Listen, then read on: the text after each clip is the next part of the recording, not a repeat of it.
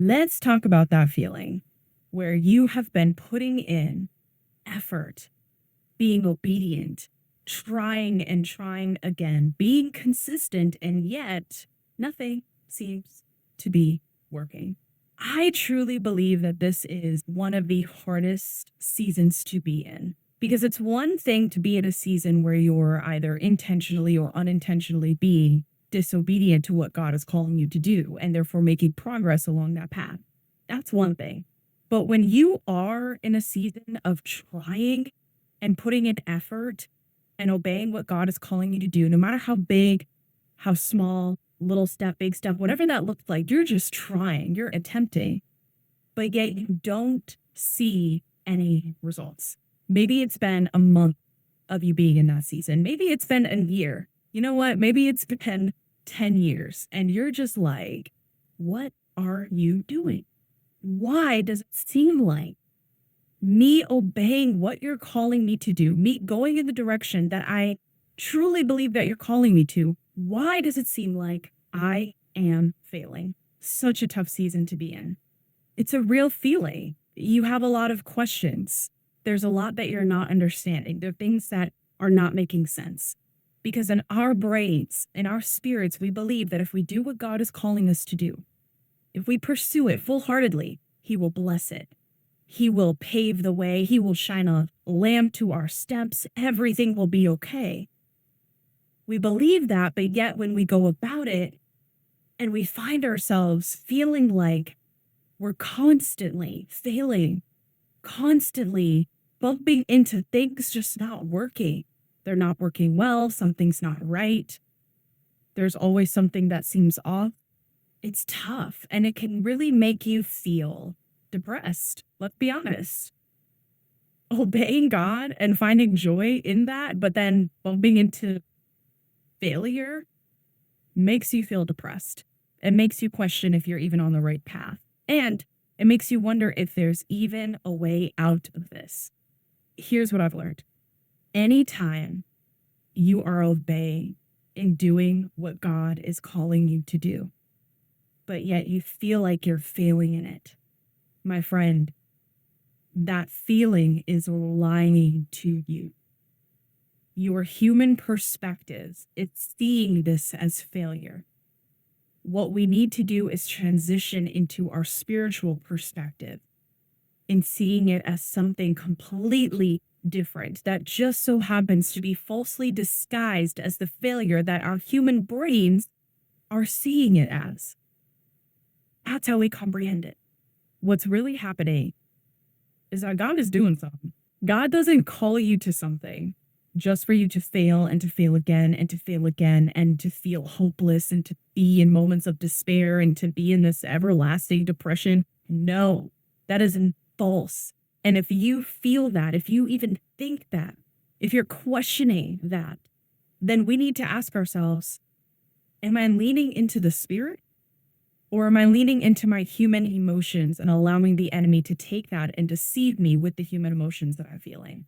What is God really doing in your calling, in your aspirations, in your endeavor that you feel like you're just failing in?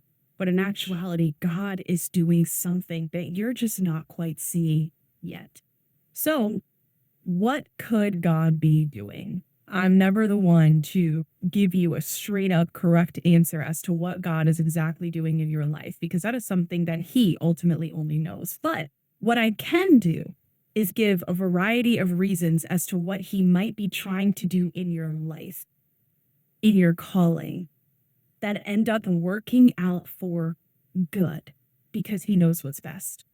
So if you've been feeling down, if you've been feeling hopeless, if you've been feeling like a failure, my friend, you are in the right place at the right time. And I'm so looking forward to chatting with you, having a conversation with you about this today.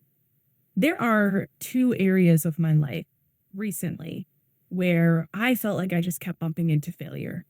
One of them was a launch in my business where I thought it was going to do so well, and I just kept trying to pivot it and work on it and figure out what would simply just work. And it's been a year-long process of me trying to figure out how to make this specific launch over this specific thing work. And it's been really tough to the point where I felt like I'm just failing at this. Do I need to give this up? Is this just not right?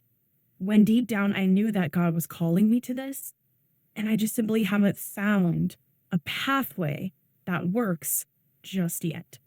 On the other end, I felt like I was bumping into back to back moments of failure no matter what I did when it came to my emotional growth. To be transparent with you, that's something that I'm really working on in my life. I am extremely sensitive. I struggle in emotional management, and something that I'm learning is to steward my emotions better, so much to the point where I am more emotionally wise through the spirit, to the point where my emotional intelligence is just finally mastered. But every time I try, every time I attempt, it just seems like I keep failing or I can't get it right. And through these experiences, I've learned to change my perspective from getting frustrated and feeling like I'm failing and feeling like I just can't get it right. What is wrong with me? To instead thinking, what could God be doing through these things, through these moments that feel like a failure to me? What could He be doing that ultimately are going to transform me for the better, that are going to work out for my ultimate good? And as I was preparing for this episode today, I came up with a few core things that God could be doing in your moments of failure when you are just trying to obey what He is calling you to do. The first one is God could be testing if you have the fruits of the Spirit. Now, let's all get on the same page and just take a quick second to understand what the fruits of the Spirit are. The fruits of the Spirit is what is produced. It is the outcome. It is the result of you taking on the character of Jesus Himself. You aren't just accepting Jesus as your Lord and Savior. You are living like Jesus. You are reflecting the character of God. And when you do, the fruits of the Spirit are emancipated out of you as a light for people to see, for you to feel, for how you act. So, what are those fruits? There's 9 of them. Okay, you ready?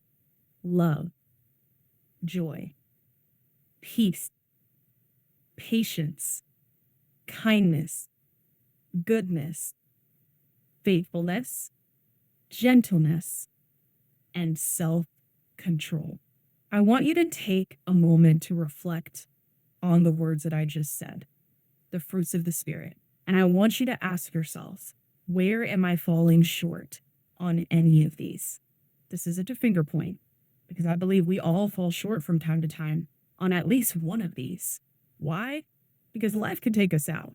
Chasing after a calling that God is calling us to is tough. So reflecting these fruits of the Spirit oftentimes can feel impossible, even though they're not. Sometimes they can feel impossible when we're just going through it and when our minds are so clouded by the negative thoughts and insecurities and doubts and feelings of failure that we are feeling heavily. So just ask yourself, where am I falling short? Because I've noticed a lot of times with Christians, people who say that they believe in God, they believe in Jesus, myself included. We say that we believe, we say that we're trying to live like Christ, but yet we're not taking the time to really focus and zero in on specific fruits of the Spirit that we desperately need to work on. Sometimes we might think that we have them. We might think that we're fine. We might think that because God doesn't expect us to be perfect, that we don't need to work on perfecting the fruits of the Spirit being emancipated out of us. This is where we need to be careful. Because although, yes, you will never be perfect, you will always be a work in progress. That doesn't mean that you shouldn't be putting in every effort to reflect the character of God in your life, and the outcome of that being the fruits of the Spirit themselves.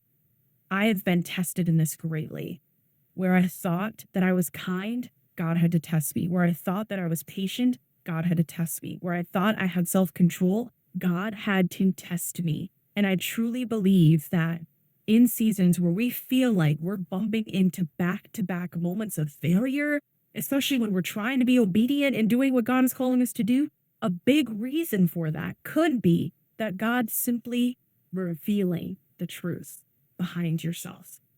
Do you really have the fruits of the Spirit? Are they real rather than them being a facade? Are they lasting rather than them being temporary? I think a big one for us when we're pursuing our callings is patience. We struggle with patience because we just want to get there. We just want to achieve the dream, get the result, finally feel an ounce of success. But that's the problem. It's in your timeline. It's not in God's. Because if it was in God's timeline, you would have more patience as you pursue what he's calling you to do. You wouldn't be so hard on yourself because you would realize that even though this might not seem to be working in the timeline that you thought, you know that God has called you to this. So you are patient in believing his timeline, his when over that thing, over when it comes to fruition. I would encourage you to look at the fruits of the Spirit and genuinely study them. What do they mean? And take the time to pick one or two that you feel you're struggling with the most and intentionally work on it. When you do that and pivot your focus from the chase of no longer being in failure, but getting to success, and instead you focus on developing more of the character of God in you through this season of your life. It's a different chase. One is chasing success in your calling. The other is chasing God within yourself. And I believe that when we learn to chase God within ourselves, reflecting the character of God within ourselves, we will start to find more moments of things working, of success happening within our callings, within what it is that we're pursuing. Another thing that God could be doing, if you feel like you're bumping into back-to-back moments of failure within your obedience, your consistency, your effort, your overall calling and ability in just trying, God could be creating success for you elsewhere. You thought that chasing after your calling, the success of that, the outcome of that looked a specific way. It came in a specific package. But maybe God is bringing it to you in a different way, in a different package. You know that success means way more than money, more than status. A lot of times we get into the habit of viewing success as just that, around finances, around our status and how well we're doing publicly. It's more than that. Even around things like weight loss and looking our absolute best, it is way more than that. And I got to check myself on that too, because a lot of times my brain will believe success is just that when it's not. So when you're focused on feeling like you failed in an area of your calling that has to do with money or status in any degree, in any variation, you are dismissing other areas that could be succeeding. You're blind to it. You're not even seeing it because you're so caught up in the failure of trying to chase after that success, that specific kind of success in your calling. I'm going to give you an example. What if, in my case, instead of looking at the launch that I was trying to figure out for the specific offer over the past year that didn't seem to be working no matter what I tried, even though I knew God was calling me to do this thing, what if instead of me viewing that as a failure and me not succeeding in that, what if I changed my perspective and started looking around other areas of my calling that were actually succeeding? This might take some meditation on your part where you really need to think through and dig deep, because those successes might feel hidden to you or they might feel small in comparison to your big picture vision for your calling, for your business, for that creative thing that you want to put out there.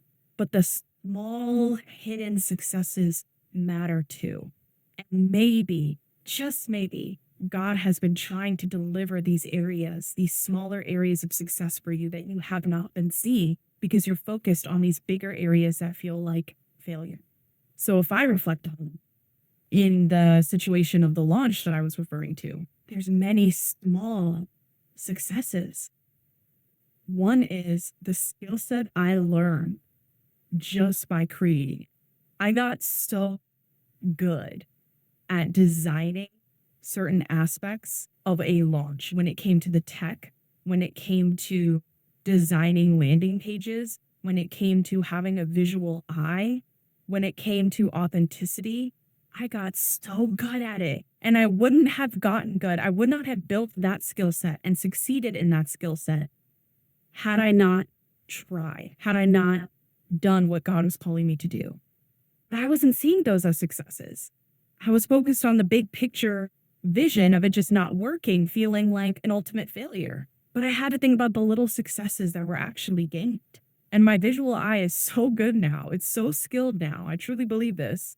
And my visual eye is so good now that I have people asking me for advice when it comes to interior design, when it comes to graphic designs and social media designs and websites. And it just makes me reflect on, wow, God built that skill set in me from me trying to build this launch that felt like a failure.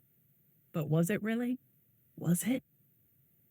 And then even the example that I gave earlier in regards to me feeling like a failure in trying to become much more emotionally intelligent. What package of success did God bring my way from me obeying that? Well, even though it might feel like a failure because I haven't necessarily mastered my reactions and responses to things, I have mastered my awareness to when it comes up, rather than jumping right into emotionally reacting or responding to something like I used to. There's a step that is now coming before that where my brain is aware. My brain is saying, oh, Angel, you're getting worked up.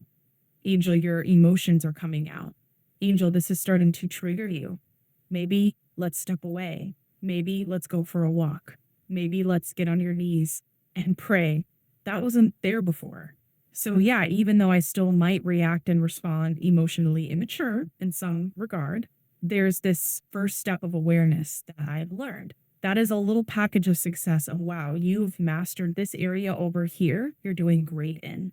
So these are just my examples, but I really want you to think about that for yourself. Where you feel like you're failing, look around it. What small things are you actually succeeding in that regard that God delivered as a package to you that you're dismissing because you're too focused on the failure of the bigger picture, ultimate result? Another thing that God could be doing when it comes to you feeling like you've failed in your calling, He could be building your capacity. A lot of times when we're obeying and doing what God is calling us to do, we're putting in effort, we're testing, we're trying. That takes a lot of steps, not just physical, but mental exertion as well. It's a strain on us holistically, physically, mentally, spiritually, emotionally, because we're trying. And a lot of times that trying causes us to be out of our comfort zone, which is hard for us. So when we do that, and when we're bumping into moments of failure, rather than saying, man, I failed at this. Why isn't this working? What is wrong with me? What if you said, how is God building my capacity in what feels like a failure, but really isn't? How is He building my ability to handle pivots, to handle waiting seasons, to handle consistency, to make space when things aren't going my way? How is He building my capacity and overall maturity handling those things?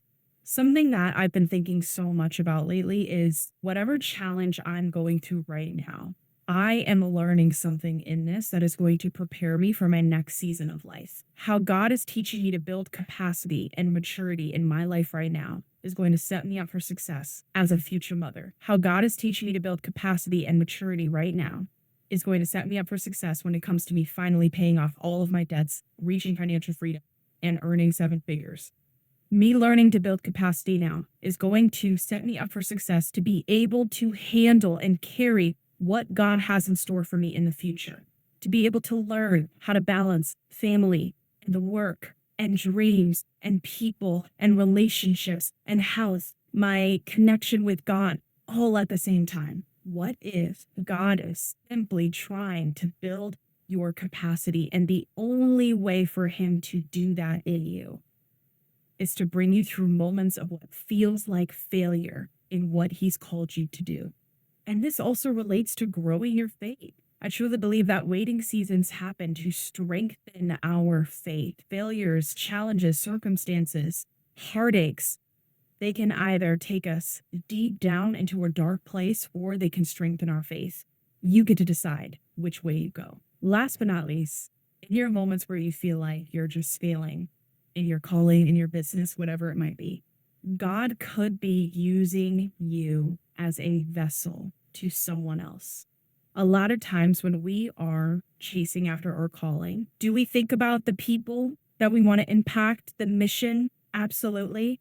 But let's be honest, we also think about how this benefits us. How does this benefit me financially? How does this serve me in this way? How does this get me out of my 9 to 5? How does this shape me to be more confident? Me. How does this do this for me? We think about those things. It's the priority.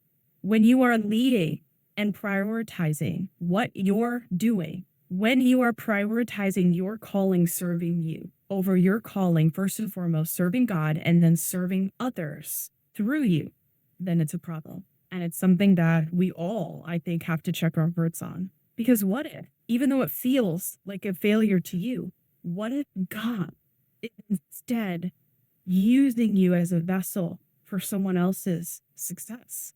That's a hard reality, right? Because we want to succeed too. But what if through your chase of this calling and the success in that, what if along the way of trying and putting in effort, even though you feel like you're failing, what if a conversation you had with someone along the way, the stories you've shared along the way, the people that are seeing it along the way, even if it may not have worked in the way you thought it would, what if that's all it took for someone to see that, even a little bit, for it to create any sort of ounce of transformation, a tiny seed planted for them to grow, for them to succeed in something, for them to feel like an idea was sparked in their mind? What if that was needed for the progress of someone else? This one's a tough one to think about because I do think that this one also requires us to meditate on this. But ultimately, it's really essential for us to constantly check our heart's posture, because if we are only focusing on our failure, we're referencing that failure in regards to our lives. How is this failing in my life? Rather than how could this be planting a seed or progressing someone else in their life? You just never know. But the beauty of that is trusting God with what he might be doing in what feels like a failure to you, but really isn't. Okay, so I gave a lot of reasons, a lot of things that God could potentially be doing in your life as you're facing these moments of failure in your business, your calling, whatever it might be. But how do we position ourselves better? What can we do? We feel the emotions of that failure, okay? We feel the effects of that. It's depressing. So how do we change our posture, change our perspective? What do we even do so that we're no longer feeling depressed by what seems like failure, and instead we're trusting God with the beauty of what he's doing behind the scenes of that? First thing that I'll say, stop focusing on the failure. Start focusing on the obedience. You bypassed, dismissed, underplayed you taking action, you obeying God, you doing what he's calling you to do in your calling. It's like once we get going with that and we're on a roll, we downplay that act of obedience because we're so focused on the result that obedience will produce. And we forget about the obedience in and of itself. Stop focusing on the failure and shift to the fact that you're just being obedient. You are being obedient when it succeeds, when it fails, when it's stagnant, when it's making progress. You are being obedient. And you have this steadiness in just focusing on obedience over the failure itself because you trust God. And you know that as long as you obey what he's calling you to do, he will work out everything for your good. It's just a matter of time. It's just a matter of trusting what else he might be doing behind the scenes of what seems like failure to you, but really isn't. Shift your focus. The next time you feel like you failed at something within your calling or something isn't working and you just can't get it right and what is wrong with this and what is wrong with me, the next time those thoughts are triggered, genuinely, mentally shift to, you know what? I'm obeying God. That is all that matters. I'm obeying God. He will work it out for me. I'm going to keep going. I'm going to keep trying. I'm going to keep testing. I'm going to keep putting in effort. I'm going to rest in between. I'm going to prioritize God above it all. And I'm just going to trust him with this thing. Easier said than done, I know. But a lot of things are really just about changing our perspective. Second thing that I'll say, and this has been one of my favorite phrases to tell myself lately, let God be good enough for you. When we are so weighed down by what feels like a failure, surface level, that's what we tell ourselves, that it's a failure. But deep down, it's the simple fact that what we did what we're doing, this life, this season, it's not good enough. What does it look like for God to be all the enough that you need? Can God be good enough for you? Is God good enough for you to the point where no matter what you're going through, what season you're in, the failures, the successes, and everything in between, God is good enough for you to the point where you, my friend, are steady. You are content. You might have moments where you're feeling really low, but you've built up the consistency to be content because you trust Him. God is good enough for you. This is something I'm working on daily, and it's hard. But when you really put that into your life, man, it can change you for the better. It can change your ability to be peaceful, your ability to remain confident, your ability to not worry about anything, including the timing of things. Let God be good enough.